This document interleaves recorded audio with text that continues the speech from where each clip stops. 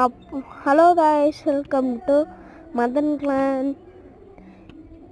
இன்னைக்கு நம்ம பார்க்க போகிற படம் சதாம். மதர் சீன்லேயே அப்பாவும் பையன், ஒரு சின்ன பையன் எல்லோரும் காரில் போயிட்டுருக்காங்க. அவங்க அண்ணன் வந்து அவங்க விளையாண்டுருந்த இதை பிடிச்சிட்டான். அந்த பஞ்சு விளையாண்டுருந்தது பிடிச்சிட்டான்.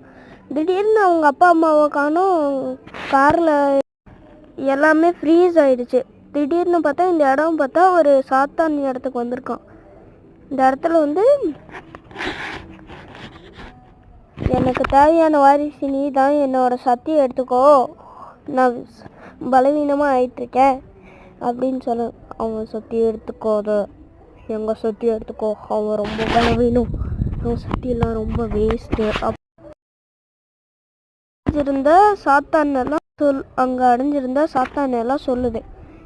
இவன் அந்த கண்ணப்பைத்தோட திரும்பியும் உனக்கு தகுதி இல்லை அப்படின்னு சொல்லி அவர் அந்த சாமி சொல்லி இவன் இங்கே வந்துட்டான். இங்கே வந்ததும் பார்த்தா நான் பார்த்தேன் அதை பார்த்தேன்னு சொல்ல ஆக்சிடெண்ட் ஆகிடுச்சு. அப்புறம் அங்கே பார்த்தா அந்த பையன் வந்து திடீர்னு அவங்கள வந்து ஒரு கார் இடிச்சிடுச்சு. அவங்க அப்பா உயிருக்கு ரொம்ப போராடுற. உன்னால தான் எங்கள் அப்பா இறந்துட்டாரு, நம்ம அப்பா அடி ரொம்ப பலவீனமாக பட்டுருச்சு, ரொம்ப அவன் சக்தி குறைஞ்சு. அப்படி இங்கே பார்த்தா அவன் சக்தி குறைஞ்சிட்டே இருக்கு. அவனை நம்ம தான் எடுத்துக்கணும், நம்மளுக்கு அவன்தான் அப்படி இங்கே காட்டுறாங்க. இங்கே இவன் தான் நமக்கு படத்தோட ஹீரோ பில்லி.